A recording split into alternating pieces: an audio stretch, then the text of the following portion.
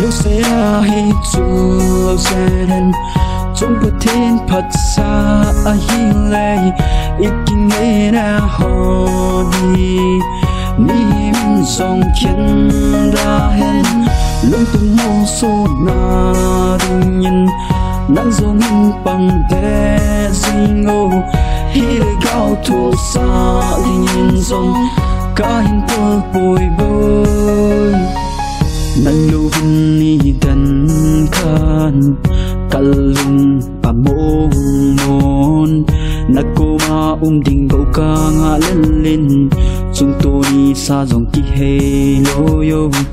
kalung se ka hin ngai zin nang ngai lung keo nan mong zo si lo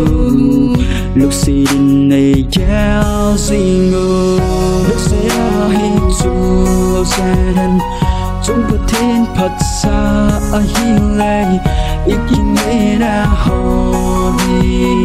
niệm dòng chân ra hen lung tung mô số na đừng nhìn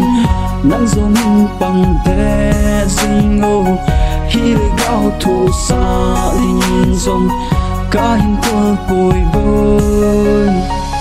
anh ngừng quê thì nhìn ca keo thấy bồi Lungsetnahi nung sung bồi tê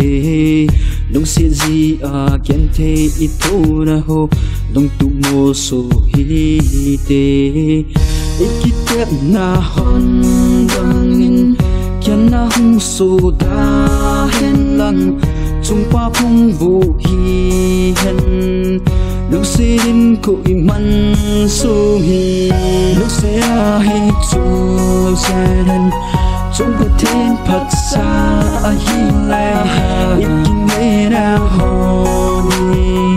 niệm dòng chân ra hen lung tung mô số na đừng nhìn nắng gió nghìn bằng thế sinh ngô hi lệ cao thủ xa đi nhìn dòng cả hình tơ bồi bồi Lungsetnahi Chullou Jenhen trong bờ thiên Phật xa hi lệ